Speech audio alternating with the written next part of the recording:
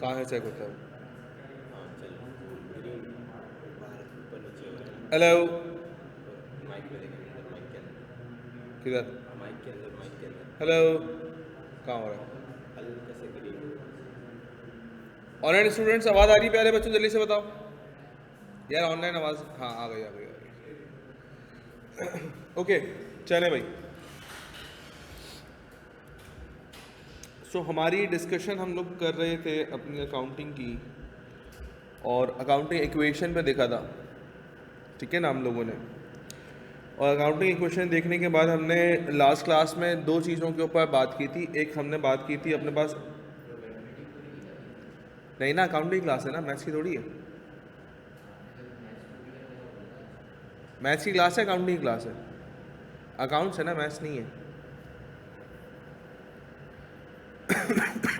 Okay, scene ये था कि हमने अपने पास अकाउंटिंग के अंदर एसेट्स डिस्कस कर लिया था, लायबिलिटी डिस्कस कर लिया था, और इसके साथ साथ प्यारे बच्चों हमने डिस्कस किया था अपने पास कैपिटल, ओनर्स की इक्विटी, ठीक है ना।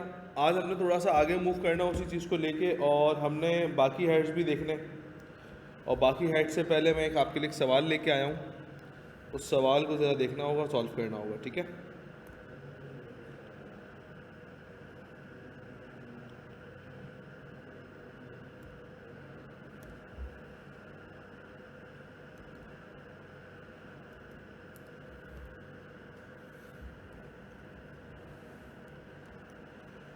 ओके, सवाल मैं आपकी स्क्रीन के ऊपर शो करता हूँ।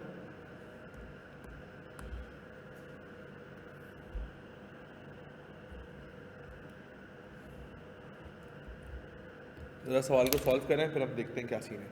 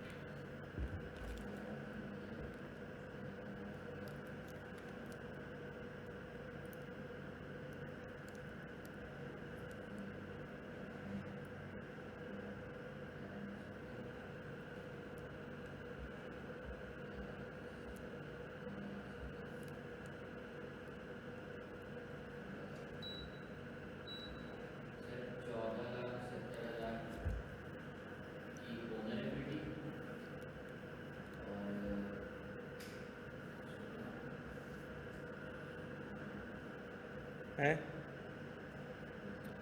तौफीक कह रहा है 12,30,000, सलमान कह रहे हैं 1.33 मिलियन, 13,30।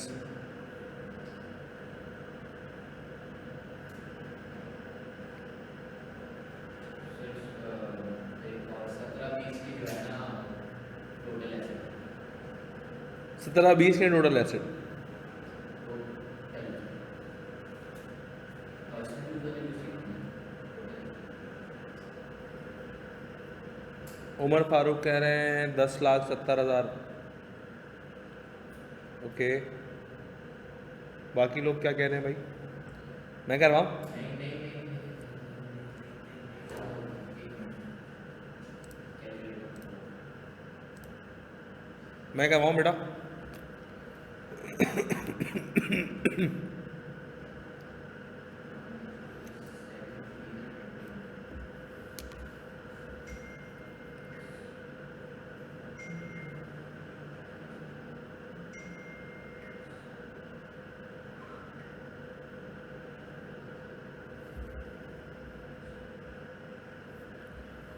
जी प्यारे बच्चों, 14,60,000 की जो है ना ओनर की इक्विटी है, ठीक है। जो आपका क्या है? कंपनी ने अकाउंटिंग का बैकग्राउंड तो है ना? तो उधर में किया था उसके बाद। ओ लेवल्स में किया था, उसके बाद नहीं किया, चलो ओके, कोई मसला नहीं है। तो इसका मतलब फिर तुम्हारे लिए बड़ी हेल्पफुल रहेंगी क्लासेस। लास्ट क्लास लिया अकाउंटिंग की? सर वो ऑनलाइन ली थी। ले ली थी ना, वो मसला नहीं है। तो ये है कि कॉन्सेप्ट्स हमारे रिवाइज होते होते ना फिर हम टाइम पे आ जाएंगे, इतनी मेहनत नहीं करनी पड़ेगी। 17,10,000 टोटल एसेट। टोटल एसेट 17,10,000 रुपये के। ओके आओ बात करते हैं। ऑनलाइन भी स्टूडेंट्स के आंसर आ गए, आओ बात करते हैं। देखिए लिखा हुआ ARN को, AR मतलब मेरा नाम है भाई, ठीक है ना, मैंने अपनी कंपनी बनाई है 1 जनवरी 2024 को, और ड्यूरिंग द ईयर मैंने कुछ ट्रांजैक्शंस करी है। ट्रांजैक्शंस का मतलब बता चुका था, लेन देन, जो बिजनेस करेगा कुछ लेगा कुछ देगा, इसको ट्रांजैक्शन बोलते हैं। बस सिंपल आवन जावन जो चल रही है वो ट्रांजैक्शन है। कह रहा है ओनर ने कैश इन्वेस्ट किया है 90,000 रुपये, 9 लाख रुपए का। सबसे पहली चीज़ मैं कॉलम बनाता हूँ, एसेट्स और इक्विटी। मुझे बताएं कैश आया है, ओनर ने इन्वेस्ट किया, तो क्या कैश मेरा एसेट है या नहीं है?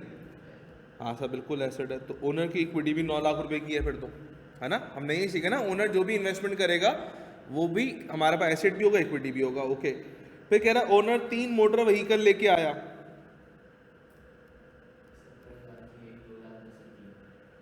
मोटर व्हीकल 3 लेकर आया है, अराउंड 70,000 रुपये की एक है। तो 7 3 21, 2,10,000 रुपये की मोटर व्हीकल भी लेके आया। तो इसका मतलब ओनर की इक्विटी भी 2,10,000 रुपये से क्या हो जाएगी, इंक्रीज हो जाएगी। फिर आगे लिखा हुआ है कि bought 4 laptop for office use at 150 each. तो जो लैपटॉप वो लेकर आया है वो 4 लेके आया है 1.5 लाख रुपए के हिसाब से। तो 4 को 1.5 लाख से मल्टीप्लाई करते हैं, कितना बनते हैं बेटा, 6 लाख। सो आप बोलेंगे 600,000 के लैपटॉप्स लेके आया है और ओनर की इक्विटी भी 6 लाख रुपए से बढ़ जाएगी। फिर कहता है कि owner bought 10 tables at 10,000 each, of which 5 tables for its personal use. याद रखिएगा, हम एसेट उस चीज़ को बोलेंगे जो कि बिजनेस के अंदर आ रहा है, जो घर गया वो एसेट नहीं है। तो इसका मतलब हमारे कंसिडर करने के लिए जो टेबल्स हैं वो सिर्फ 5 हैं। सर उसने 10 परचेज करी, भाई अपनी पर्सनल लाइफ में वो कुछ भी करे, हम एसेट उसको मानेंगे जो वो बिजनेस के अंदर लेकर आ रहा है। तो बिजनेस के अंदर 10 में से सिर्फ 5 टेबल्स आ रही हैं। सो हम 5 को मल्टीप्लाई करते हैं 10,000 से और ये आ जाएगी 50,000, और ओनर्स की इक्विटी भी सेम 50,000 की ही बनेगी। सर उसने खर्च तो 1 लाख रुपए करें, अरे भाई वो 2.5 लाख रुपए खर्च करते, 3 लाख रुपए कर दे। पर्सनल यूज का जो काम है हम उसकी अकाउंटेबिलिटी नहीं करते, हमारा काम ही नहीं है वो करना, सही है ना। अच्छा जी, फिर लिखा हुआ owner bought 4 ACs of which rupees 100,000 in which 2 ACs belong for personal use. तो अगेन बिजनेस के अंदर 4 AC नहीं आए, कितने AC आए, 2 AC आए। तो 2 AC की जो कॉस्ट है वो हो गई कितनी मेरा बच्चा, 2 लाख रुपए के। तो बोलेंगे 200,000 का एसेट्स हो गए और 200,000 की इक्विटी भी आ गई। ओके हैं 0.2, हाँ 0.2 मिलियन लिख सकते। ओके, ओनर ने कैश इन्वेस्ट किया अगेन 1 लाख रुपए का मजीद। तो फिर मैं एक काम करता हूँ, कैश को ना ऐसे कर देता हूँ, 10 लाख कर देता हूँ, 1 मिलियन कर देता हूँ। कैश को हम 1 मिलियन कर देते हैं और इसका ब्रेकअप मैं यहाँ दिखा देता हूँ कि 900K प्लस 100K। ओके, बस इसके अलावा तो और कोई लोन वगैरह उसने लिया नहीं था। चेक करेंगे टोटल एसेट्स कितने बनते हैं, 20,60,000, पक्की बात है, चेक कर लो भाई।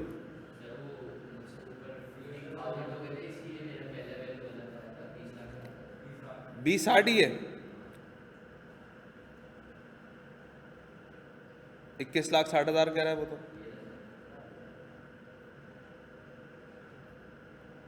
2060 भाई देखो ना, 2 3 6 8 और 2 10, 10 और 10 20, 20 और 60 सही है ना, 20 60 सही है, 20,60,000। और इसको हम मिलियंस में कैसे पढ़ेंगे, 2.06 मिलियन, इसको बोलेंगे 2.06 मिलियन। और देखो अकाउंटिंग इक्वेशन के लिहाज से एसेट्स और इक्विटीज हमारे पास बराबर भी आ रही हैं। ये बात समझ में आती है नहीं आती, बिल्कुल बेसिक सवाल था।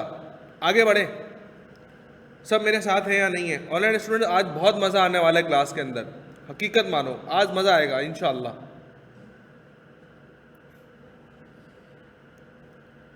क्या मैं आगे बढ़ जाऊं? सर इक्विटी तो तो ठीक है, सारा सामान ओनर लेके आ रहा था, जो ओनर लेके आएगा बिजनेस में। बिजनेस के लिए वो ठीक है, वो मुझे अंदर है। मैं सिर्फ ये पूछ रहा हूँ कि अब सपोज के बाद में जाके कंपनी ने जो भी प्रॉफिट लॉस करा, ठीक है, उससे उसने फर्दर कोई प्लांट वगैरह लगा दिया, तो वो एसेट होगा, इक्विटी नहीं होगी ओनर। नहीं, डिपेंड करता है कि बिजनेस ने इन्वेस्टमेंट करी या ओनर ने इन्वेस्टमेंट वही करी। पूछ रहा हूँ कि जो भी उसका प्रॉफिट लॉस हुआ उसी में से उसने फिर फर्दर आगे अच्छा, प्रॉफिट एंड लॉस जो हुआ वो ओनर उन्होंने विड्रॉ कर लिया, नहीं किया, पहले तो ये बात है। हाँ, अगर मैंने अपना हिस्सा ले लिया, भाई 10 लाख रुपए का प्रॉफिट हुआ, मैं 10 लाख रुपए मैंने बिजनेस से विड्रॉ कर ली है और मैंने अपना पर्सन लगाया अलग, तो फिर वो उसका बिजनेस से कोई ताल्लुक नहीं। लेकिन हाँ, अगर बिजनेस के नाम पे हो रहा है, देखो एक कंपनी दूसरी कंपनी बनाती है, ठीक है ना, तो वो कंपनी उसी कंपनी की कहलाती है पेरेंट कंपनी। ठीक है, मतलब मेरा एक बिजनेस है, उस बिजनेस के नाम के ऊपर मैंने दूसरा, मतलब वो जो तीसरा बिजनेस ओन करता हूँ, मैं डायरेक्टली ओन नहीं करता, मेरी बिल्डिंग ऑन, मेरा ये वाला बिजनेस ओन करता हूँ, ये वाला मैं ओन करता हूँ, तो कहने का ओनर तो मैं दोनों का ही हूँ। लेकिन जो दूसरी वाली जो बिजनेस था उसका ओनर कौन है? मेरी फर्स्ट कंपनी। तो फर्स्ट कंपनी पेरेंट है, वो सब्सिडरी कंपनी है। अच्छा, सब्सिडरीज की भी मजीद सब्सिडरीज होती हैं, तो इनके ऊपर फॉलो होता है IFRS 10 कंसोलिडेशन। ठीक है, फिर वो अलग सी बात है, लेकिन वो टॉपिक से हट के बात हो जाएगी। तो जो पेरेंट कंपनी होती है वो सेपरेट फाइनेंशियल स्टेटमेंट बनाएगी अपने भी, सब्सिडरी कंपनी अलग सेपरेट बनाएगी, और इसके अलावा जो पेरेंट कंपनी है वो कंसोलिडेटेड फाइनेंशियल स्टेटमेंट बनाएगी IFRS 10 के हिसाब से। हाँ, सबको कंसिडर करके। ये बोल रहा हूँ कि अब जैसे जो भी है, मतलब आपका जो भी प्रॉफिट लॉस है फर्स्ट मंथ में, ठीक है, एक साल बाद आपने कोई भी कंपनी स्टार्ट करी है, आपका पहले महीने जो भी हुआ आपने वो सारा प्रॉफिट मोस्टली होता है कि वो रीइन्वेस्ट कर देते हैं उसी बिजनेस में। हाँ, वो पहले विड्रॉ नहीं करते, ठीक है, उसी में आपने वो कर दिया। अब उसको आपने उसी जो भी आपके पास कंपनी के पैसे हैं ना, जो भी कैश वगैरह है, उससे आपने कोई प्लांट या कुछ लगा दिया। उसी अपनी कंपनी में ना। हाँ, हाँ, तो वो एसेट हो गया ना दोबारा से। इक्विटी तो नहीं नहीं ना, है। इक्विटी देखो वो कैश चला जाएगा, हाँ, और भाई कैश आया प्रॉफिट के तौर के ऊपर, अब मैं कैश लेके प्लांट ले लूँगा तो प्लांट इंस्टॉल करा लिया, एसेट बढ़ गया, कैश चला गया, एसेट खत्म हो गया। तो इक्विटी के ऊपर तो इम्पैक्ट आया नहीं, एसेट एक इंक्रीज हो, एक एसेट कम हुआ। इक्विटी तब होगा जब मैं घर से पैसे लेके आऊँगा, बिजनेस में लगाऊंगा, बिजनेस का पैसा बिजनेस में लगाया तो वो तो एक एसेट बढ़ा, दूसरा एसेट कम हुआ। लेट्स मूव ऑन बेटा, हमने बात इस पे करनी है 3 हेड्स डिस्कस कर चुके थे हम लास्ट क्लास में। आज हम बात करेंगे कि व्हाट इज एक्सपेंस। बिजनेस की नज़र में एक्सपेंस किसको बोलते हैं? अच्छा, आज मैं 3 वीडियोस का लिंक अपनी ग्रुप पे भेजूंगा, बराए मेहरबानी वो 5-5 4-4 मिनट की वीडियोस हैं, डिस्कशन है, उनको लाजमी क्लास में देखना होगा आपने। क्लास के एंड के ऊपर मैं भी लिंक डाल दूंगा ग्रुप के ऊपर, और वो ताकि नेक्स्ट क्लास में उससे कनेक्टेड रहेंगे। तो एक्सपेंस क्या होता है? देखो, बिजनेस की नज़र में हर एक्सपेंस वो एक्सपेंस है जो कि प्रॉफिट कमाने के लिए किया हो। एक्सपेंस हम बिजनेस में उसको बोलते हैं जो कि प्रॉफिट की नीयत से किया हो। नीयत हमारी थी प्रॉफिट कमाना। भाई मिसाल के तौर के ऊपर मैं एक बिल्डिंग ऑक्यूपाई करता हूं और बिल्डिंग का मुझे रेंट देना है, लेट से 1.5 लाख रुपए। सर बिल्डिंग किस काम के लिए है? बिल्डिंग इस काम के लिए कि मैंने अपना ऑफिस बनाया हुआ है, उसमें HR डिपार्टमेंट बनाया हुआ है, फाइनेंस डिपार्टमेंट बनाया हुआ है, मेरा हेड ऑफिस पूरा उसके अंदर है, ठीक है ना। तो सारी चीज़ें चूंकि वो बिजनेस रन करने के लिए नियत से किया था, तो ये रेंट मेरे पास क्या कहलाएगा? एक्सपेंस कहलाएगा। क्या कहलाएगा भाई? एक्सपेंस कहलाएगा, ठीक है ना। अच्छा, फॉर एग्जाम्पल एक और चीज़ की एग्जाम्पल लेते हैं। मिसाल के तौर के ऊपर बिल्डिंग में इलेक्ट्रिसिटी का खर्चा हो रहा है, बिल आया भाई मिसाल के तौर पर 5 लाख रुपए का। तो क्या ये बिल का अमाउंट 5 लाख रुपए मैं एसेट एक्सपेंस ट्रीट करूं या नहीं करूं? ये सब बिल्कुल करूंगा। क्यों? क्योंकि ये उस प्रॉपर्टी से परटेन करता है जिस प्रॉपर्टी से मेरा कारोबार चल रहा है। सो जो कारोबार की नीयत से जो प्रॉपर्टी एक्वायर की थी है उसका बिल है, तो ये भी मैं अपने पास क्या ट्रीट करूंगा? एक्सपेंस ट्रीट करूंगा अपने पास। आ रही है मेरी बात समझ में?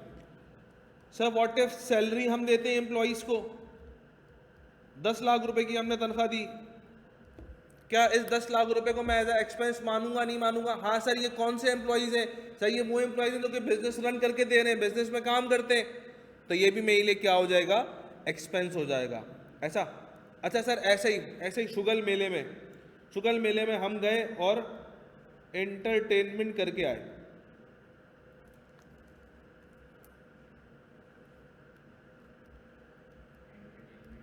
बिजनेस के लोग गए और एंटरटेनमेंट के ऊपर 2 लाख रुपए खर्च कर दिए। बोर हो रहे थे कंपनी के अंदर, बाहर गए, गेम वेम खेला, मूवीज वगैरह देखी और खाना पीना किया, फुल एंजॉय करके आ गए 1 हफ्ते के अंदर। तो क्या बिजनेस के नज़र में ये एंटरटेनमेंट वाला 2 लाख रुपए एक्सपेंस है या नहीं है? नहीं सर, एक्सपेंस है नहीं, क्योंकि आपने अपने शुगल में किया है। क्या बिजनेस कमाने के लिए किया या नहीं किया? नहीं सर, नहीं किया। लेकिन हाँ, फॉर एग्जाम्पल हमने एक मीटिंग शेड्यूल की थी दुबई के अंदर, बोर्ड ऑफ डायरेक्टर्स की, 3 बोर्ड ऑफ डायरेक्टर्स को वहां भेजा, वहां 25 लाख रुपए का खर्चा हुआ। तो बोर्ड ऑफ डायरेक्टर्स किस लिए गए थे? बिजनेस को प्रमोट करने, बिजनेस लाने गए थे, तो वो एक्सपेंस हो जाएगा। ये एडवर्टाइजमेंट जो आपने 2 लाख रुपए करे, ये आपका पर्सनल खर्चा था, ये ताल्लुक नहीं रखता बिजनेस के एक्सपेंस। एक्सपेंस है इफ स्टाफ पर सर्व किया हो। देखो, स्टाफ को ना बिजनेस में सिर्फ क्या दिया जाता है? सैलरी दी जाती है बस।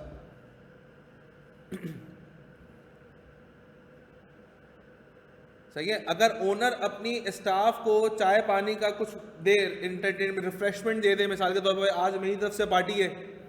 अच्छा, ये भी सुन लो भाई, मिसाल के तौर के ऊपर आज ओनर ने अपने एम्प्लॉइज को पार्टी दी अपनी तरफ से कि आज मेरी तरफ से लंच सबको मैं दूंगा। अब लंच आया 12 लाख रुपए का। सो इज इट एक्सपेंस और नॉट? ओनर कहता है अकाउंटेंट से एक्सपेंस में डाल दो, ओनर कहता है अपने अकाउंटेंट से एक्सपेंस में डाल दो, अकाउंटेंट नहीं डालेगा। अकाउंटेंट नहीं डालेगा, बोलेगा क्यों भाई, बिजनेस कहाँ आया इससे? तो ये तो आपने अपने मूड के हिसाब से दे दिया ना उन लोगों को एक बेनिफिट, एक्सपेंस तो इससे तो वो तो नहीं आया। सो ये फिर अकाउंटेंट कहाँ चार्ज करेगा? ऐसा ड्राइंग्स चार्ज करेगा। बोलेगा नहीं सर, ये तो आपने पर्सनल था ना, पर्सनल रिलेशनशिप में दिया किसी चीज़ को, तो इसलिए ये सर पैटी कैश।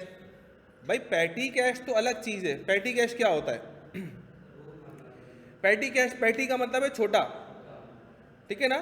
तो पैटी कैश का मतलब ये होता है कि भाई रोजमर्रा के खर्चे के पैसे हमने एक मैनेजर को दे दिए कि भाई इस पूरे महीने के अंदर आप जो भी आपका सामान हो, कोई रिफ्रेशमेंट मंगानी हो, मीटिंग के लिए लोग आए हो, चाय बिस्किट के पैसे मुझसे नहीं मांगने आना, खुद ही बत करते रहना।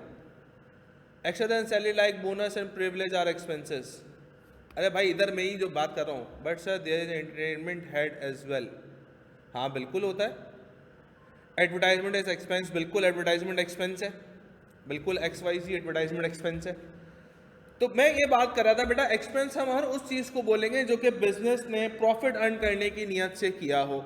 अगर प्रॉफिट अर्न करने की नियत से नहीं किया होगा तो हम उस चीज़ को एक्सपेंस नहीं बोलेंगे, ठीक है? आ जाए मजीद आगे मूव करते। एक और चीज़ मैं लिखता हूँ अपने पास,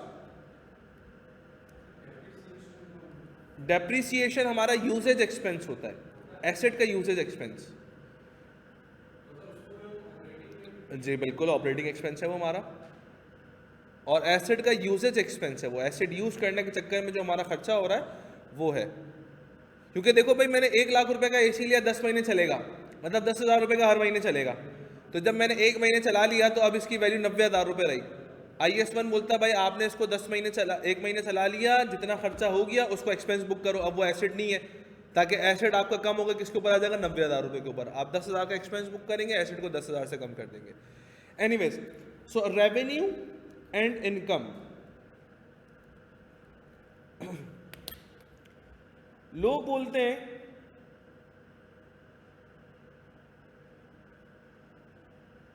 कि रेवेन्यू और इनकम जो है ना सेम होता है, ये सिनोनिम्स है।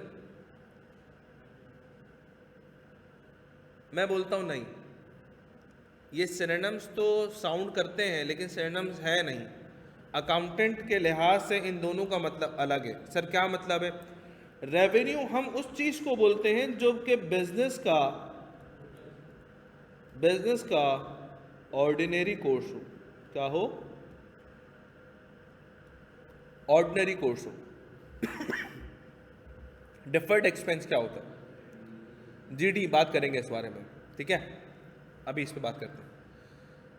Revenue minus cost is equal to then profit. ये तो पता नहीं लोग अपनी ही गा रहे हैं।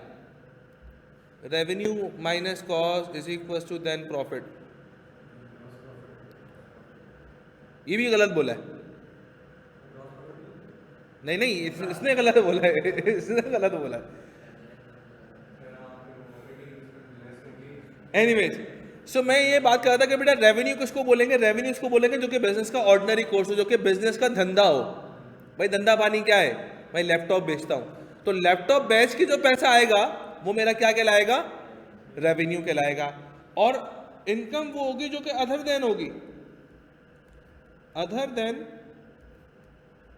Ordinary course, other than ordinary course of है, other than ordinary course of business. For example business है, लैपटॉप बेचे, लैपटॉप से पैसा आया, उसको मैंने सेल्स बोली 1.5 लाख रुपए की, 1.5 लाख रुपए के लैपटॉप बेचे और लैपटॉप से पैसा आया तो मैंने सेल्स अपनी बोली कितने की? 1.5 लाख रुपए की सेल्स क्या है? मेरा रेवेन्यू है। अच्छा फॉर एग्जाम्पल हमने अपने बिल्डिंग में से ही कुछ पोर्शन एक रेंट के ऊपर दिया हुआ था, एक फ्लोर हमने रेंट पे दिया था, वहां से रेंट भी आता है 50,000 महीने का। क्या वो रेंट मेरी इनकम है? यस इनकम है। क्या वो मेरा रेवेन्यू है? नहीं। क्यों? क्योंकि वो जो है बिजनेस का एक सेपरेट पार्ट है, बिजनेस से उसका कोई ताल्लुक नहीं है, लेकिन एक पोर्शन हमने दिया हुआ तो वहां से पैसे आते हैं, सो उसको बोलेंगे हम रेंटल इनकम। हम उसको सेल्स नहीं बोलेंगे। क्या नहीं बोलेंगे प्यारे बच्चों? हम उसको सेल्स नहीं बोलेंगे, हम उसको रेंटल इनकम बोलेंगे। क्यों सर? ये हमारा ऑर्डिनरी कोर्स ऑफ बिजनेस नहीं है। क्या ये बात समझ में आती है? सर फिर एक लेवल ऊपर की बात करूं, एक लेवल ऊपर की बात करूं, सर फिर हम रेंटल इनकम को सेल्स कब बोलेंगे या रेवेन्यू कब बोलेंगे? है भाई, हम रेंटल इनकम को रेवेन्यू कब बोलेंगे? रेंटल इनकम हमारी इनकम तो हो गई, रेवेन्यू नहीं हुआ, तो रेंटल इनकम को कब रेवेन्यू बोलेंगे? तो इसके लिए ISB ने IS स्टार्ट इजाद किया, IS 40 that deals with the investment property, जो कि हम बिल्कुल भी डिस्कस नहीं करेंगे, जो कि हमारे सिलेबस से टोटली इररेलेवेंट, हमारे सिलेबस का पार्ट ही नहीं है। सो इनकम को भी हम अपने पास क्या बोल सकते हैं? रेवेन्यू बोल सकते हैं, अदर देन हमारा जब बिजनेस हो इन्वेस्टमेंट प्रॉपर्टी वाला, जब IS 40 की एप्लीकेशन आ रही है। Sir please tell, Umar Farooq बिल्कुल कहानी अलग निकल जाएगी, कहानी अलग निकल जाएगी। पंजाब जाना है, बलूचिस्तान चले आएंगे, ऐसा है। तो कभी CA में आने का इत्तेफाक होगा तो इन्वेस्टमेंट प्रॉपर्टी पढ़ लेंगे, FR1 के अंदर है, कैफ के अंदर। एनीवेज, सो हमने क्या डिस्कस किया भाई? What is net profit? Net profit क्या होता है? नेट प्रॉफिट वो होता है जो कि आपके एक्सपेंसेस माइनस करने के बाद आता है। जैसे फॉर एग्जांपल आपने सेल्स करी 100 रुपए की, सेल में सबसे पहले आप अपना कटाओगे कॉस्ट, COGS। कुछ गुड्स आपने बनाए होंगे, गुड्स बनाने के बाद कोई चीज़ खर्च हुई होगी आपका, तो वो कॉस्ट आपने लगाई लेट से 20 रुपए की, जो 80 रुपये बचा that is your gross profit. अब 80 रुपये बचा, जो आपको इसमें से कुछ एक्सपेंसेस आपने माइनस किए होंगे, लेट से आपने ऑपरेटिंग एक्सपेंस माइनस करे 40 रुपये के, तो अब जब सारा खर्चा माइनस किया तो जो 40 रुपये आपके पास बचा that is known as profit, और इसको नेट प्रॉफिट भी बोलते हैं। प्रॉफिट 80 रुपये भी है लेकिन वो ग्रॉस है। ग्रॉस का मतलब क्या है? उसमें से एक्सपेंसेस माइनस नहीं हुए हुए। रेंट पर दिया तो हाँ सही है ना, ऑफिस का जो रेंट पे दिया होगा तो वो इनकम में आएगा, रेवेन्यू काउंट नहीं करेंगे, उसको इनकम बोलेंगे। है हाँ, नहीं नहीं, इसमें डालेंगे, प्रॉफिट लॉस में बनाएंगे, अदर इनकम में, अदर इनकम का हेड बनाकर उसमें डाल देंगे। It means that 80 is revenue. No, 80 is not the revenue. Revenue आपका हमेशा 100% होगा, जो कि सेल्स है, वो पूरा रेवेन्यू काउंट होगा।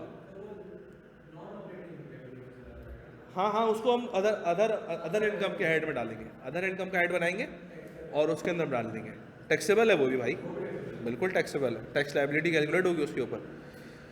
ठीक है, आई होप आप लोगों को नेट प्रॉफिट का मतलब समझ में आ गया होगा। अच्छा, मैं आज आपको 3 वीडियोस ग्रुप पे डालने वाला हूँ। पहली वीडियो कि व्हाट इज डिफरेंस, क्योंकि बहुत बच्चा मिस्टेक करता है। What is difference between asset and expense, इसकी एक वीडियो आपके पास ग्रुप पे आने वाली है। ठीक है, सेल्स इज ज़्यादा रेवेन्यू, बिल्कुल सेल्स हमारा रेवेन्यू है। फिर एक आएगा कि व्हाट इज डिफरेंस बिटवीन, ये 4-5 मिनट के डिस्कशन है। What is difference between income and liability and what is difference between owner and tenant accounting। ये 3 वीडियोस का लिंक आपके पास ग्रुप पे अभी क्लास ख़त्म होते ही आ जाएगा। 4-4 5-5 मिनट की वीडियोस हैं, प्लीज़ इन वीडियोस को अपने पास देख लीजिएगा, ठीक है। Shall we move on.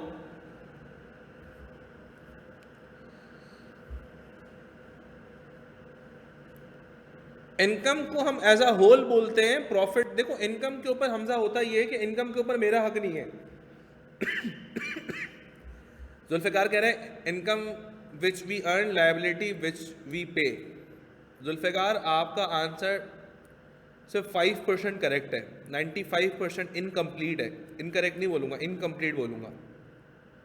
सो इसीलिए कह रहा हूँ वीडियो बनी हुई है ऑलरेडी, ताकि देख लोगे तो कॉन्सेप्ट क्लियर हो जाएगा। सो हम साहब इसके ऊपर थे कि difference between income and profit. देखो प्रॉफिट वो है जिस पे मेरा हक है, इनकम वो है जिस पे मेरा हक नहीं है, क्योंकि उसमें से अभी अखराजात निकालने हैं। अखराजात निकालने के बाद जो कुछ बचेगा वो मेरा होगा, जो मेरे घर लेके जा सकता हूं, जो कि मेरी पॉकेट में आएगा, that is known as my profit. I hope आपको क्लियर होगा हमजा। अच्छा, अब एक सवाल आपके सामने लेके आया हूँ। उस सवाल में मैंने कुछ हेड्स यूज़ करे हैं, आप लोगों ने पहचानना होगा कि इसमें से लायबिलिटी कौन सा है और एसेट कौन सा है।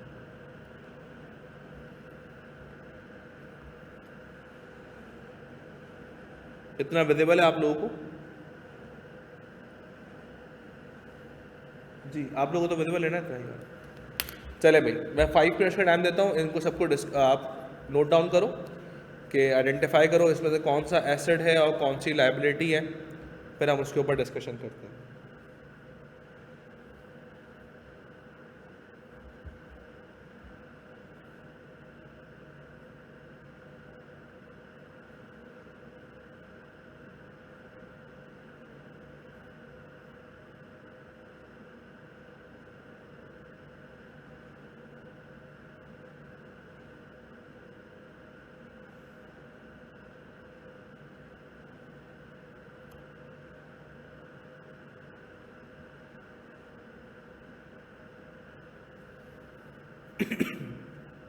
अच्छा, मुझे लास्ट क्लास में एक बच्चे ने सवाल किया था कि what is difference between actual basis of accounting and cash basis of accounting. वो बच्चा क्लास में मौजूद है अभी?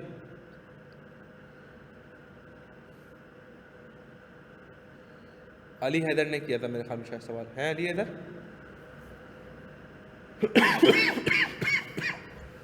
अली हैदर आज की क्लास में डिस्कशन करेंगे इसको भी, ठीक है। मैंने आपको लास्ट क्लास में कहा था कि क्लास का थोड़ा सा ऑब्जेक्टिव हमारा ब्रीच होता, आज की क्लास में इंशाल्लाह डिस्कस कर लेंगे, ठीक है, क्योंकि हमने एक्सपेंस के बारे में भी आज सीख लिया है ना, इसलिए।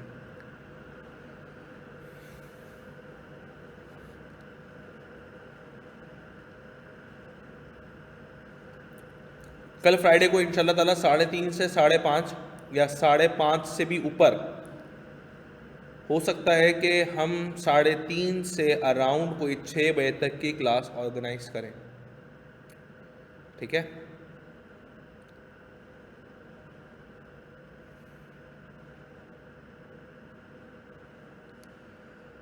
कभी संडे को क्लास ली है? हाँ भाई, ऑनलाइन वालों संडे को क्लास ली है कभी?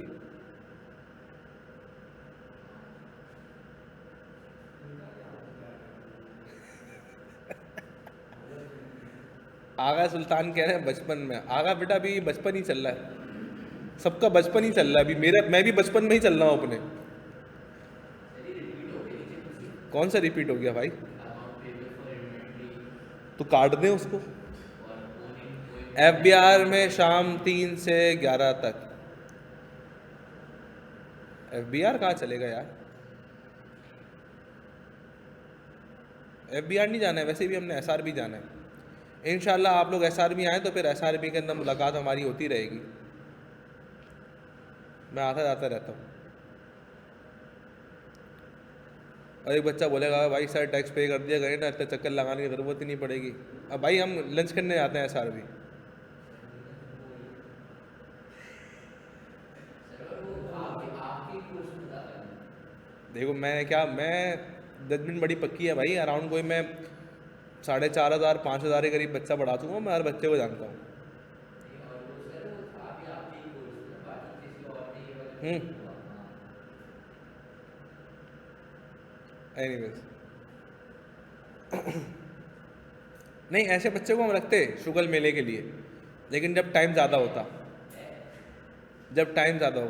सर, मुझे जानते हैं आप, जानने का मतलब ये है कि with respect to studies, with respect to student का IQ लेवल, वैसे तो मैं कैसे जानूंगा यार बच्चे को।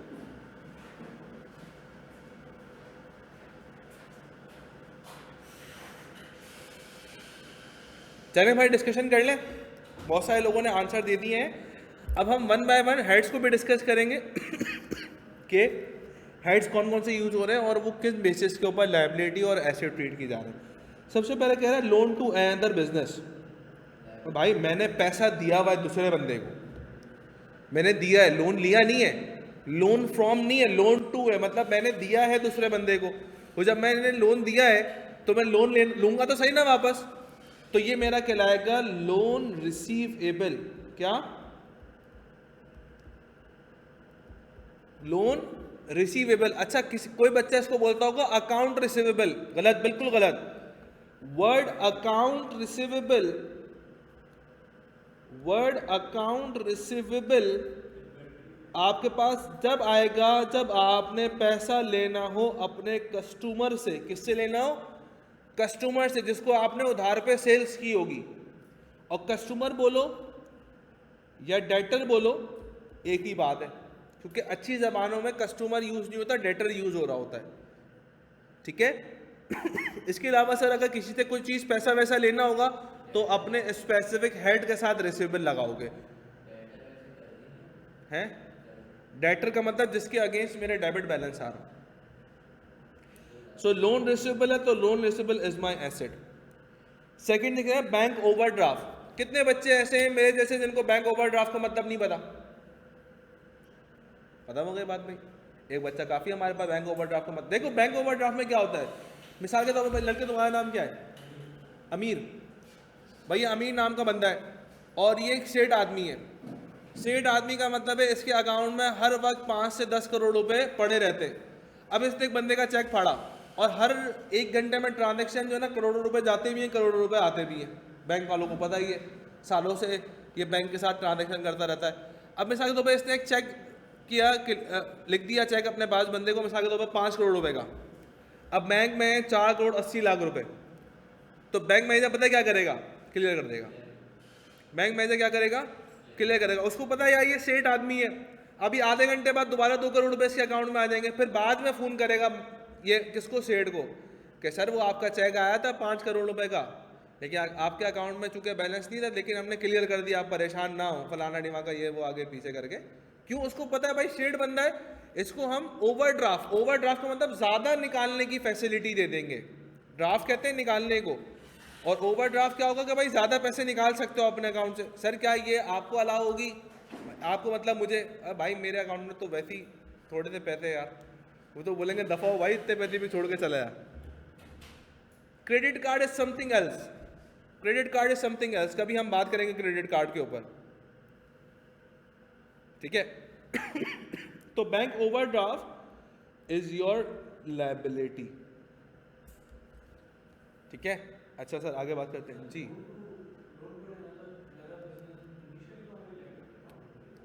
नहीं ना, लोन टू अनदर बिजनेस का मतलब क्या? मैंने तुम्हें पैसे दिए, दे दिए, मेरे पास से कैश चला गया, अब मेरे लिए कैश लेना रिसीवेबल तो है ना ये। अच्छा मेरी ये लायबिलिटी कब होगी? जब मैं लूंगा लोन, कि भाई पैसा आ गया, कैश तो मेरे पास आ गया, लेकिन चूंकि मैंने कुछ इसको सर्विसेज वगैरह नहीं दी तो मैं as a loan liability treat करूंगा अपने पास। ठीक हो गया।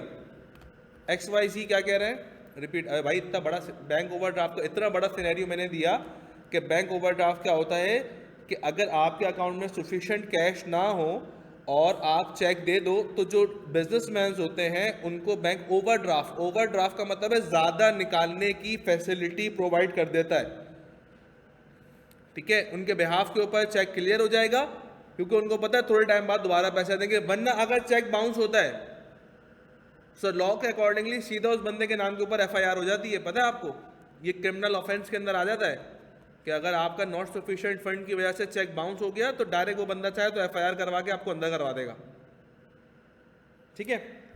Fixtures and fittings are known as assets, current assets. कितने लोग ऐसे हैं जिनको फिक्सचर्स एंड फिटिंग्स का नहीं पता? कितने लोग ऐसे हैं मेरे जैसे जिनको फिक्सचर्स एंड फिटिंग्स का नहीं पता? चेक बाउंस वाला 1 साल के लिए अंदर गया, वो 2 साल के लिए बेच देंगे आप बोलें तो उसको। हाँ भाई, कितने लोग ऐसे जिनको फिक्सचर्स एंड फिटिंग्स का नहीं पता? I don't know, okay. तो फिक्सचर्स एंड फिटिंग्स का मतलब क्या है? ऐसे करंट एसेट्स, करंट क्यों है बताता हूँ ना, डिस्कशन करते हैं। ऐसे एसेट्स जो के बिल्डिंग के साथ या किसी भी एसेट के साथ परमानेंटली अटैच ना हो, those are known as fixtures and fittings. मतलब मिसाल के तौर के ऊपर AC है, AC तो परमानेंटली अटैच है ना आपके बिजनेस से, मूवेबल तो नहीं है, हार्डली मूवेबल है, लेकिन अभी तो परमानेंटली अटैच है, तो ये फिक्सचर्स एंड फिटिंग्स की नहीं आएगा। टेबल्स हो गई, चेयर्स हो गई, these are known as fixtures and fittings. ये मेरे पास कैमरा लगा हुआ है, ये मेरे पास TV लगा हुआ है, फर्नीचर्स वगैरह मोस्टली जो काउंट होते हैं वो फिक्सचर्स एंड फिटिंग्स के ऊपर काउंट होते हैं, ठीक है। मैं लिख देता हूँ यहाँ पे, which are not permanently attached with business या प्रॉपर्टी। अच्छा वर्ड यूज करते हैं, premises। अच्छा, computers are assets. We owe a supplier for inventory board. Inventory हमने खरीदी थी और हमने देने ओ, हमारे ऊपर उधार है, तो सप्लायर कौन होता है? जिससे मैं माल लेता हूं, और उसके लिए हम यूज करते हैं अकाउंट्स पेबल। अकाउंट्स पेबल किसके अगेंस्ट यूज करते हैं बेटा? सप्लायर के अगेंस्ट। और सप्लायर को हम अपने पास क्रेडिटर भी बोलते हैं, जिसके अगेंस्ट मेरा क्रेडिट बैलेंस आ रहा हो। और अकाउंट्स पेबल मेरे पास क्या होता है प्यारे बच्चों? अकाउंट्स पेबल हमारे पास होती है लायबिलिटी। ठीक हो गया। Warehouse we own and control. Warehouse किसको नहीं पता क्या होता है? जहां पे मैं अपना इन्वेंट्री वगैरह रखता हूं, गोदाम जिसको अल्फाज में बोलते हैं।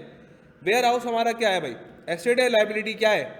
सर कैसी बातें कर रहे हैं? एसेट है ना, हमने ओन की भी है वो प्रॉपर्टी, उसको हम कंट्रोल भी करते हैं, एसेट है हमारा, फिक्स एसेट। मूवेबल वो मोटर व्हीकल क्या है? एसेट। प्रेमिसेस मतलब बिल्डिंग, एसेट। अकाउंट्सेबल एसेट। इन्वेंट्री एसेट, और एसेट में current asset, fix asset. Accounts payable for inventory.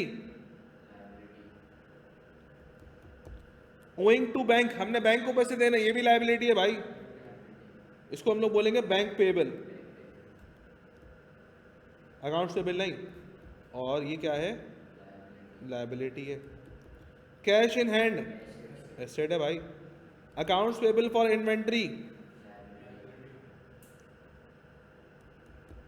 Liability. Owing to bank asset, और मेरा भाई एसेट। ठीक है।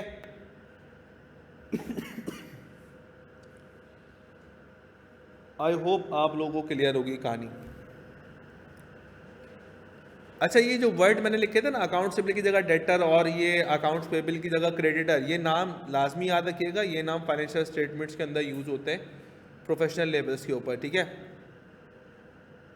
तो ऐसा ना हो कमिश्नर साहब बुलाएं, वो बोले बताओ बेटा डेटर का बैलेंस क्या है? बोले यार डेटर क्या होता है?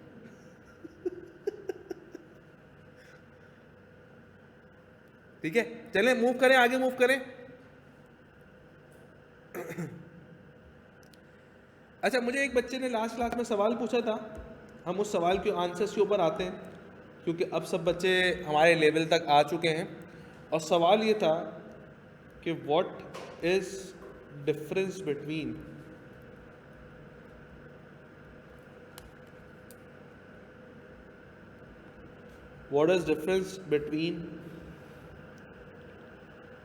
accrual basis and cash basis of accounting। कितने लोग ऐसे हैं मेरे जैसे जिनको नहीं पता कि accrual basis of accounting and cash basis of accounting में क्या फ़र्क है? ऐसे हाथ खड़ा करो। हाँ भाई, पता है तुम्हें? तो फिर ऐसे हाथ खड़ा करना है। मैं भी हाथ में खड़ा किया भाई यार, ऐसे तो ख़त्म हो गई बात। आ जाओ, कैश बेसिस जो हम कैश में मिले उस टाइम रिकॉर्ड करें। देखो लॉ में बोलते हैं कि your answer should not be uncooked और ओवर कुक्ड, कि आपका आंसर जो है वो अनकुक मतलब इनकम्प्लीट भी होना चाहिए और ओवर कुक भी नहीं चाहिए, वैसे ज़्यादा आपने पका दिया तब भी आंसर गलत है। तो आओ उसके ऊपर बात करते हैं। देखो as per IS 1 accounting standard 1 accounting दो तरीकों से हो सकती है, या तो एक्रूअल बेसिस के ऊपर कि जब एक्रू हो, जब इनकर्ड हो तब रिकॉर्ड करो, और कैश बेसिस कहता है कि जब पे करो जब रिकॉर्ड करो। मतलब मैं लिखता हूं कैश बेसिस और एक्रूअल बेसिस। फॉर एग्जाम्पल ये इधर देखो भाई, मैं एक टाइमलाइन बनाता हूं। ये एक टाइमलाइन है और ये है 1 जनवरी 2024, और मैंने अपनी प्रॉपर्टी यहां एक्वायर करी, ACQUIRE। मैंने प्रॉपर्टी एक्वायर करी ऑन रेंट, और मेरा जो रेंट है वो है 50,000 पर मंथ। ठीक है, मालिक ने बोला कि आप जब मुझे 31 तारीख पहला महीना 2024 को आप रेंट दोगे तो क्या होगा? तो उसने बोला कि भाई आप जब रेंट दोगे मुझे तो 6 महीने का रेंट एक साथ देना। क्या देना? 6 महीने का रेंट एक साथ देना। 6 महीने का रेंट कितना बनता है? 3 लाख रुपए। इसका मतलब मुझे जो पेमेंट करनी है यहां पर आके वो कितनी करनी है? एक्रूअल बेसिस वाला, कैश बेसिस वाला पता क्या करेगा? 31/1/2024 को वो पूरा का पूरा एज अ एक्सपेंस रिकॉर्ड करेगा। वो बोलेगा रेंट एक्सपेंस आ जाएगा उसका डेबिट 3 लाख रुपए से, और उसका कैश आ जाएगा क्रेडिट 3 लाख रुपए से। वो पूरा का पूरा उठाएगा, एज अ एक्सपेंस ट्रीट कर लेगा। वो तो मेरे पास से पैसा गया, एक्सपेंस हो गया। जबकि हकीकत में क्या हुआ? हकीकत में मैंने जून तक का किराया दिया है, मैंने मजे कितने ले लिए, बेनिफिट कितने महीने के ले लिए? सिर्फ 1 महीने के बेनिफिट लिए। मैंने सिर्फ जनवरी का महीना गुजारा है, 5 महीने के मैंने पैसे एक्स्ट्रा दिए हैं। तो एक्रूअल बेसिस कहता है बेटा जितना हुआ है सिर्फ उसको एक्सपेंस रिकॉर्ड कर, और जितना एक्स्ट्रा दे दिया है चूंकि उसके बेनिफिट नहीं मिले हैं उसको एसेट रिकॉर्ड करो।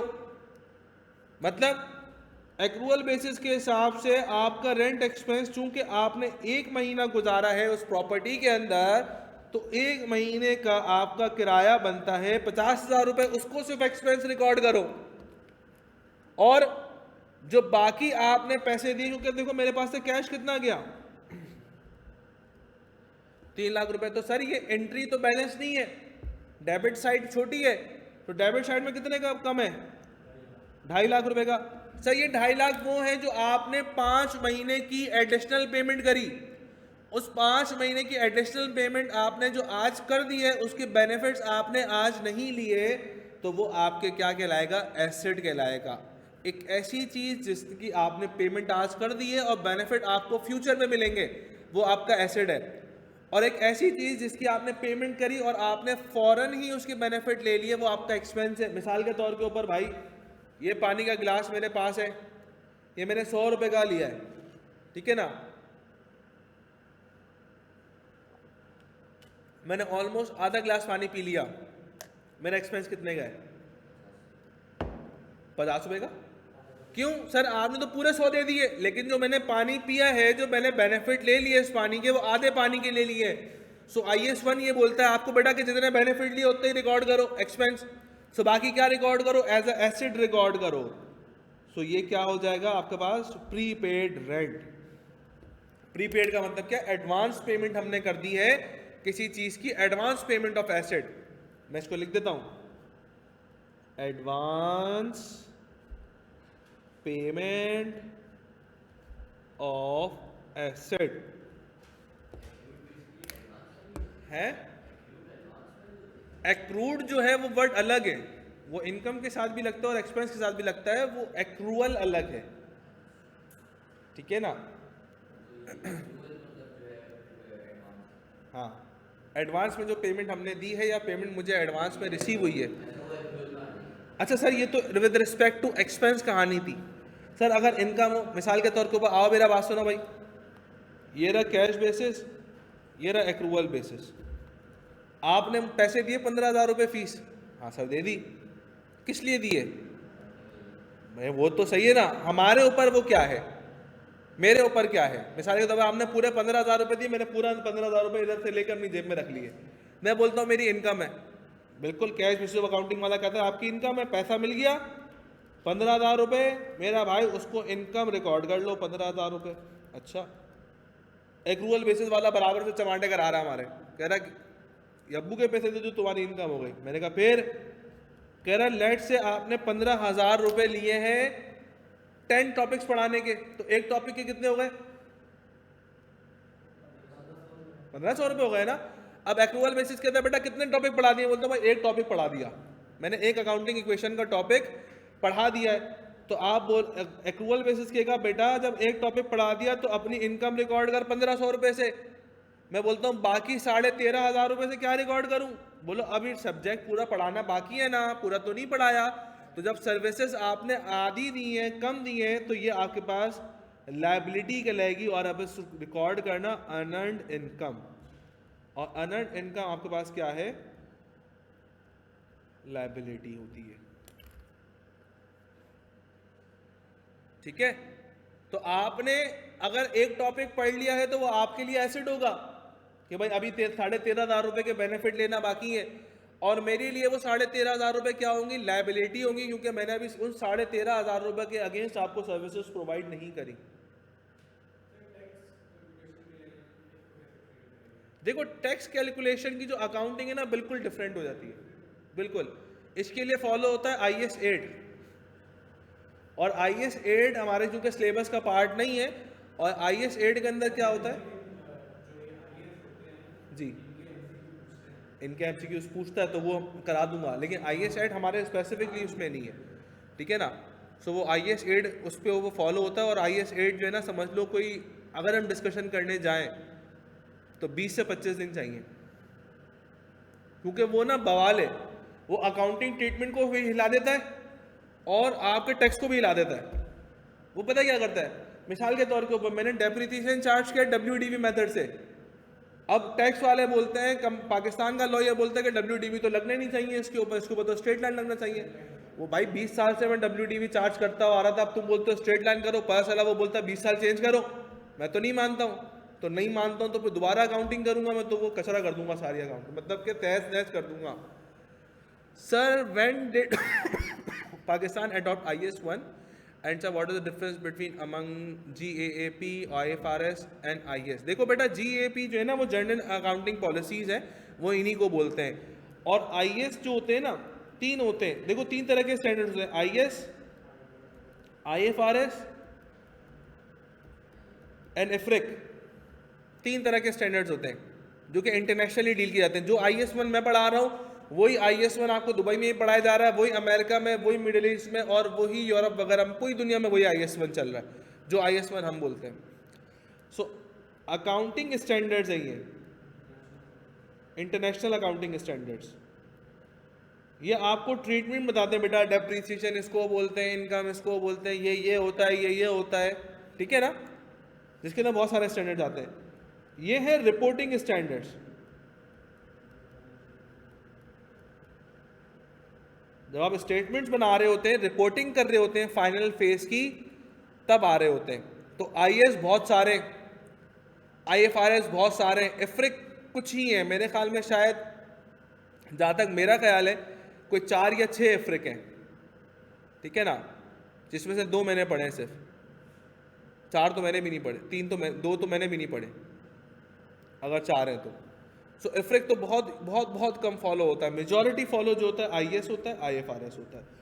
बेसिकली आईएएस जो है ना ये काम करता है स्टाफ इसके ऊपर, और जो बॉस है, जो मैनेजमेंट है, वो स्टाफ जो है ना वो उसके ऊपर आईएएस के ऊपर काम हो, और जो बॉस है उनका वो रिपोर्टिंग के ऊपर काम कर रहा होता है उनका। Sir when did Pakistan adopt IFRS and gap? यार मेरे को क्या पता,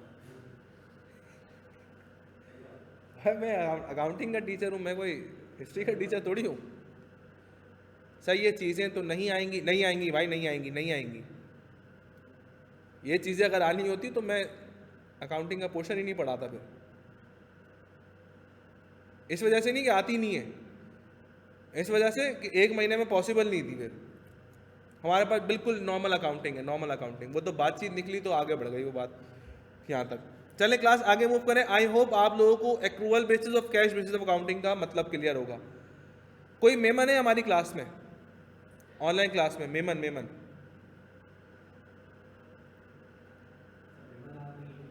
है? देख कर रहा, एसएसटी भी कर रहा होगा भाई। एनीवे चलो मेमन कोई भी नहीं है हमारे पास, वरना accrual basis of cash basis of accounting ना वो मेमन अप्रोच है। पैसा आवी हो तो आवी हो, पैसा जावी हो तो जावी हो, खत्म बात। सर मेमन 15,000 नहीं बढ़ेगा, वो उड़तरुप पर होगा है, यूट्यूब पे कह रहे हैं भाई, यूट्यूब पे हो, नेटफ्लिक्स के ऊपर हो, कहीं भी हो हमारा कुछ जी। देखो टैक्स लायबिलिटी के लिए अकाउंटिंग स्टैंडर्ड्स फॉलो ही नहीं होंगे। आईएस 8 फॉलो होगा उनकी स्विचिंग के लिए। जब आप नॉर्मल अकाउंटिंग से आप अकाउंटिंग, इंटरनेशनल अकाउंटिंग से आप आओगे गवर्नमेंट के अकाउंटिंग के ऊपर। हाँ जी,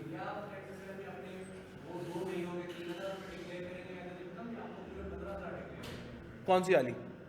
नहीं, एक्रूवल बेसिस तो सेम ही है, एक्रूवल बेसिस तो सेम ही है। बेसिकली फड्डा कहाँ आता है? फड्डा आता है अकाउंटिंग एस्टिमेशन के ऊपर, अकाउंटिंग पॉलिसीज़ के ऊपर। अकाउंटिंग एस्टिमेशन भाई, मेरी एस्टिमेशन के लिहाज से ये बिल्डिंग चलनी थी 10 साल, ठीक है, ये मेरी अपनी ओन एस्टिमेशन है, तो वहाँ अकाउंटिंग ट्रीटमेंट ब्रीच करेगी गवर्नमेंट की। गवर्नमेंट बोलती है भाई मेरे हिसाब से तो 50 साल की थी ये, तुमने 10 साल क्यों चीज़ चलाई? तो वहाँ पॉलिसीज एस्टिमेशन के ऊपर आ गया। पॉलिसीज़ के ऊपर चेंज आया था बाद का, क्योंकि पॉलिसीज़ हम जो बना रहे होते हैं कंपनीज़ के अंदर वो आईएफआरएस और आईएएस के हिसाब से बनाते हैं, और गवर्नमेंट जो बना रही होती है वो अपने सिनेरियोज के हिसाब से बना रही होती है। तो इन 2 चीज़ों के ऊपर फड्डा आता है, बाकी सब चीज़ें तो सेम ही रहती है। एसेट वो भी वही होता है, वो भी वही होता है, एक्रूवल वही फॉलो होगा दोनों जगह के ऊपर।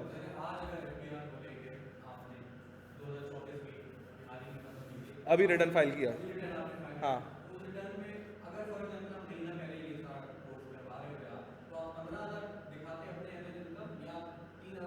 मैं एज अ इनकम अपनी जो है वो 1500 रुपये दिखाता, अपनी इनकम 1500 रुपये ही दिखाऊंगा, क्योंकि ये पॉलिसी का चेंज नहीं है, नहीं ये एस्टीमेट का चेंज है, ये तो भाई एक्चुअल है ना, होता ही है ये जो हो गए बस वो मेरी इनकम, वो टैक्सेबल है। यार दवा कर रहे हो। Is that part of our syllabus? Which area बेटा इजहार? ये जो डिस्कशन बच्चा मुझसे कर रहा है ये तो ऐसी पर्सनल डिस्कशन है, लेकिन अच्छी डिस्कशन थी, उसकी लॉजिकल थी कि हम अपनी अकाउंटिंग के हिसाब से 1500 रुपये दिखाएंगे, 13,500 रुपये नहीं दिखाएंगे। ठीक हो गया भाई क्लास? बैठ जाओ बैठ जाओ बैठ जाओ बैठ जाओ बैठ जाओ। थोड़ा सा आगे मूव करें, आ जाइए हम नेक्स्ट उस पर कॉन्सेप्ट के ऊपर मूव करते हैं, और नेक्स्ट कॉन्सेप्ट के ऊपर हमारी आखिरी डिस्कशन होगी वर्ड एक्रूड के ऊपर।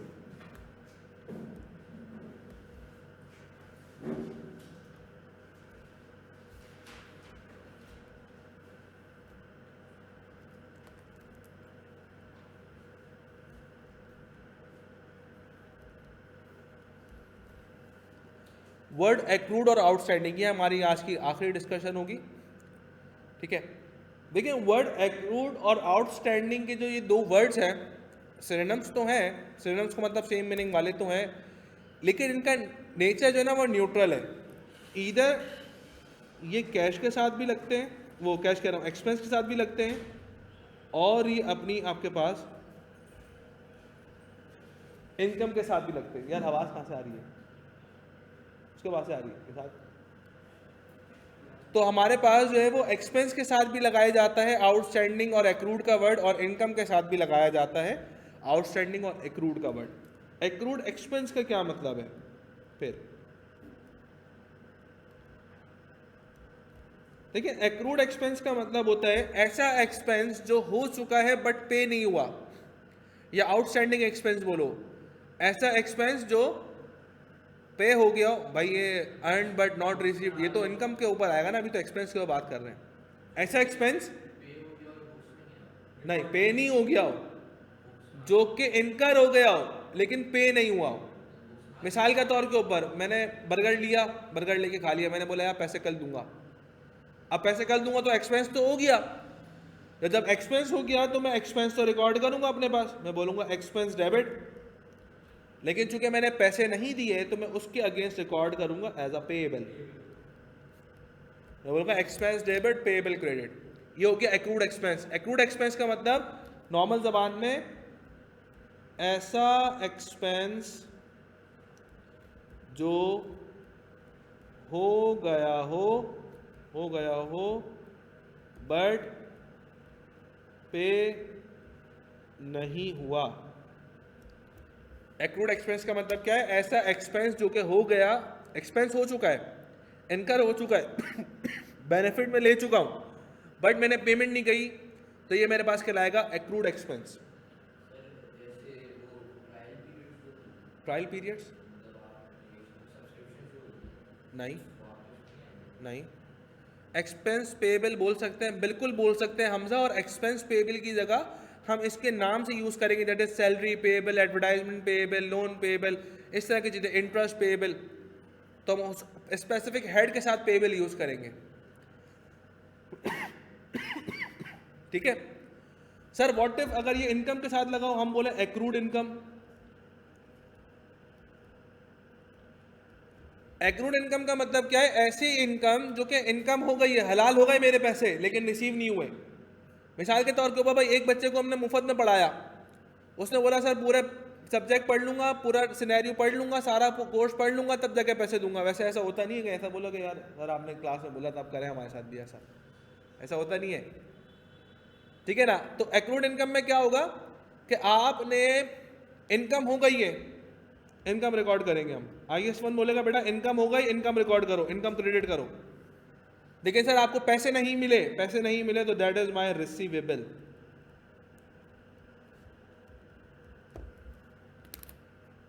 ठीक है, तो कहने का मकसद क्या है कि एक्रूड इनकम ऐसी इनकम होती है जो कि हो गई बट रिसीव नहीं हुई। इनकम हो गई है, मैंने बेनिफिट सामने वाले को दे दिए हैं, सर्विसेज मैंने सामने वाले को प्रोवाइड कर दी, but I haven't receive the amount, consideration नहीं मिली मुझे उसके अगेंस्ट, तो मैं उसको रिसीवेबल रिकॉर्ड करूंगा, और that is known as my accrued income. मैं ऐसे लिखता हूं यहां पर, ऐसी इनकम जो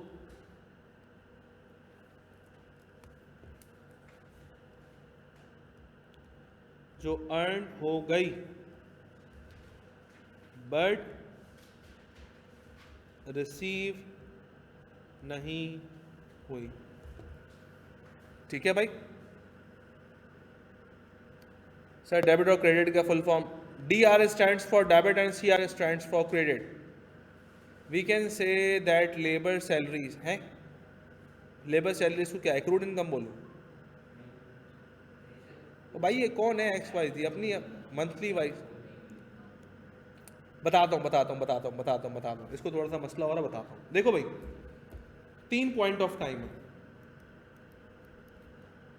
point of time 1, 3 point of time, सुनते रहो इधर बेटा, सारे इधर फोकस करें, 3 पॉइंट ऑफ टाइम है। 3 पॉइंट ऑफ टाइम के अंदर पहला पॉइंट ऑफ टाइम में ये हम डिस्कस कर रहे हैं कि एक्सपेंस हुआ और हमने पे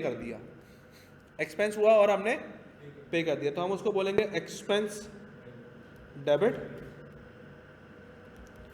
और कैश क्रेडिट।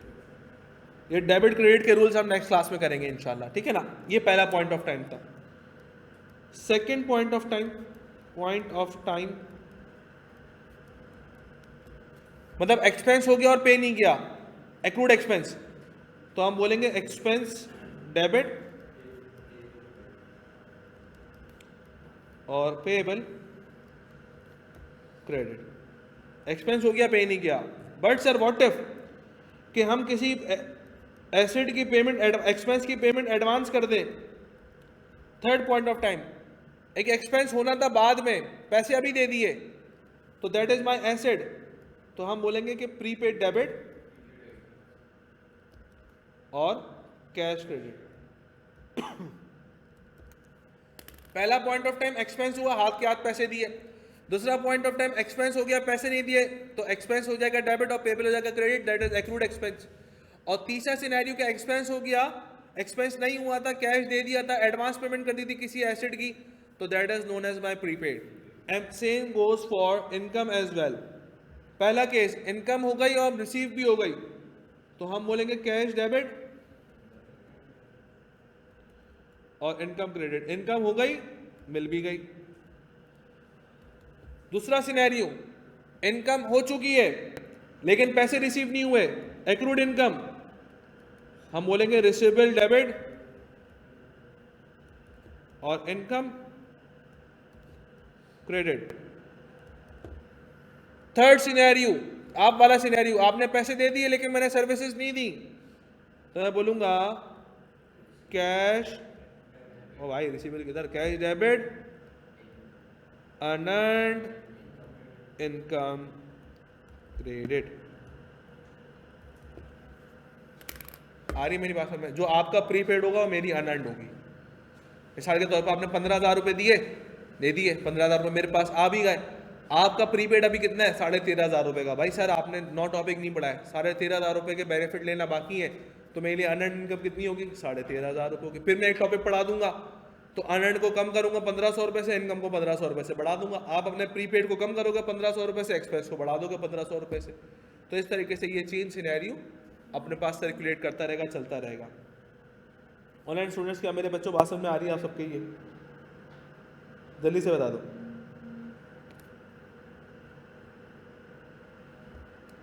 सफ़ा क्लियर आ है या ना है?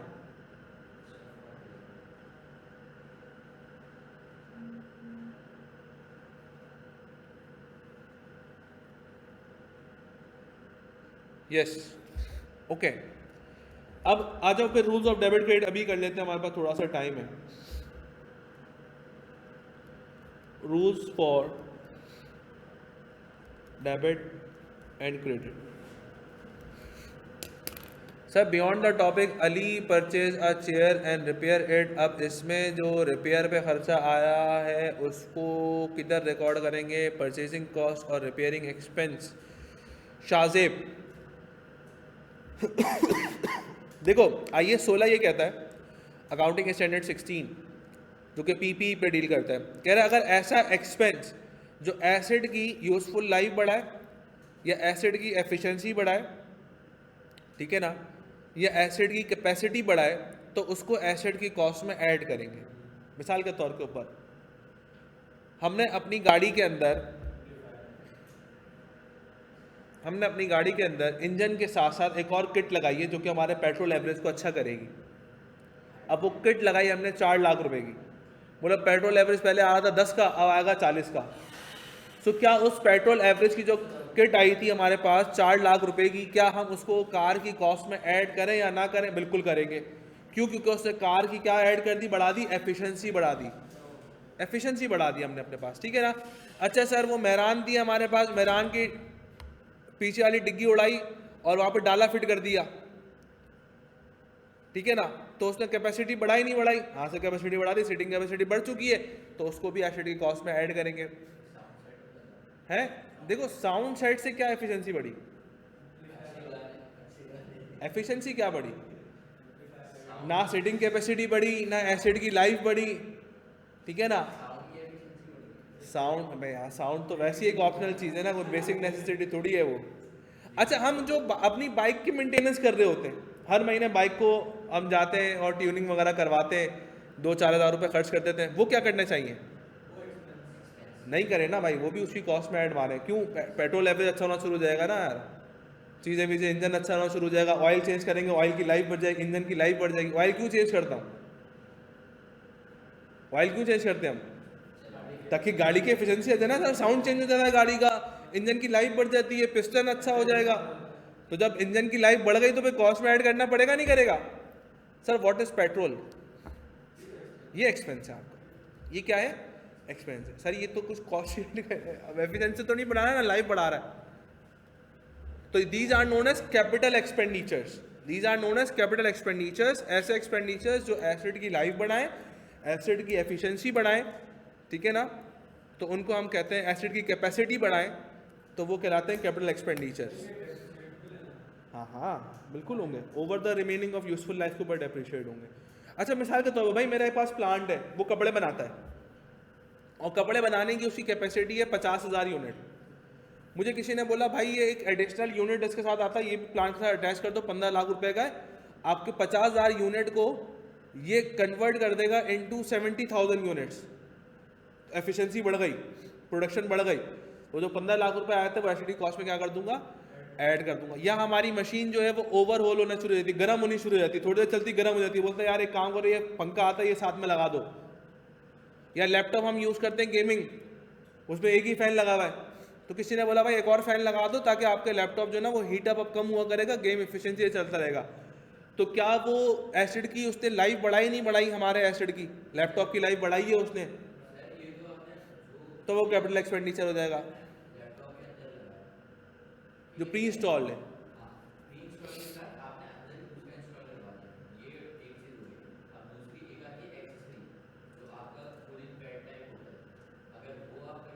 नहीं ना, वो उसमें थोड़ी आएगा, वो तो अलग चीज़ है ना, सेपरेट हो गई वो तो सेपरेट हो गई, जो कि एसिड की एसिड के साथ अटैच्ड है, उसकी बात हो रही है। जो एसिड का अटैच ही नहीं है हम उसको कैसे ट्रीट कर सकते हैं?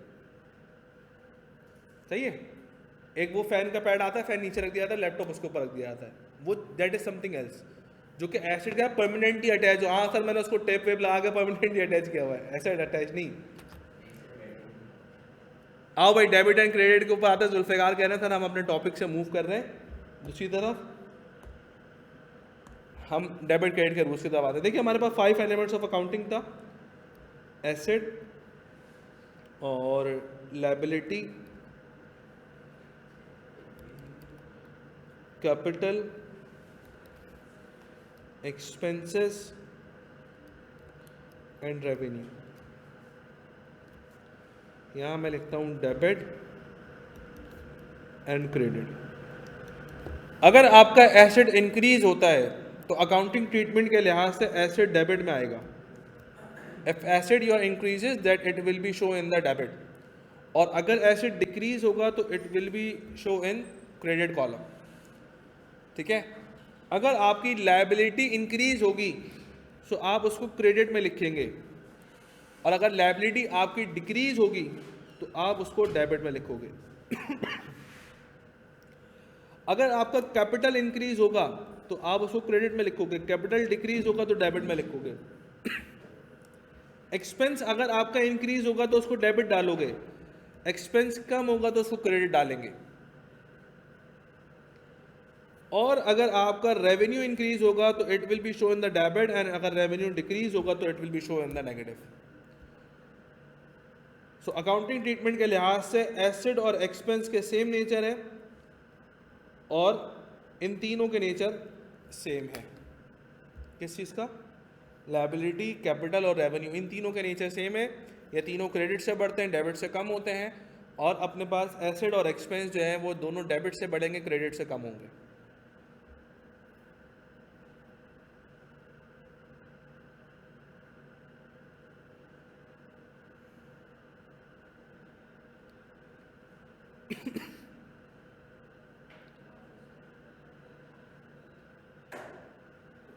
Any other questions, online students?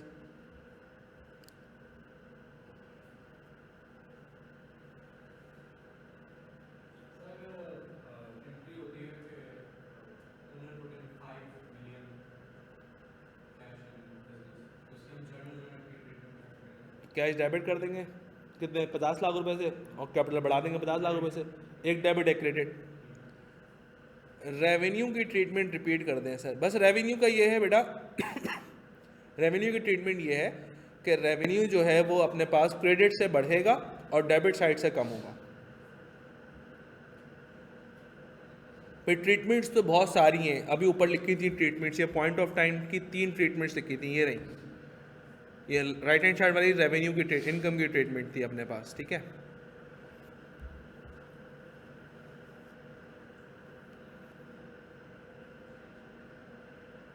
Ali other बात करेंगे इस बारे में भी, कल है, कल कल कल कल संडे को, तो संडे को भी होगी और हाँ अकाउंट्स और मैथ्स दोनों होगी, या मेरे ख्याल में कोई एक रखूँ, कोई हो सकता है एक रखूँ, हो सकता है दोनों रख दूँ, हैं कल मैथ्स तो प्रोबेबिलिटी निपटा देंगे, पूरा निपटा देंगे और कल क्विज भी दे दूंगा मैं, कल मैथ्स की प्रोबेबिलिटी का पूरा एरिया निपटा देंगे, कंबाइन दूंगा।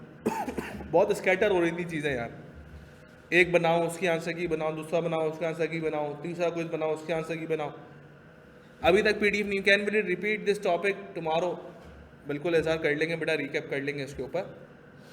और अली कहता बस पीडीएफ इसीलिए नहीं दे रहा था बेटा कि ना रजिस्टर स्टूडेंट्स को बेनिफिट्स हो, ठीक है। तो अब तक तो सब क्लासेस बेनिफिट वो चल रही थी ना, डेमो क्लासेस।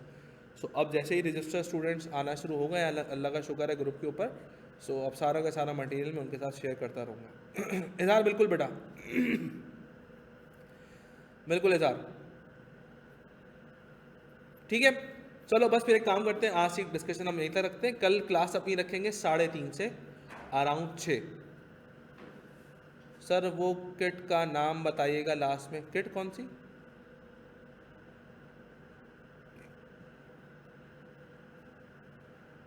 कौन सी किट है? कार वाली? अरे भाई वो तो मैंने ऐसी मिसाल दी थी, मुझे थोड़ी पता, वो हाइड्रोजन किट कह रहा है। चलो बस फिर इंशाल्लाह आप लोगों से कल मुलाकात करते हैं। अल्लाह हाफिज़।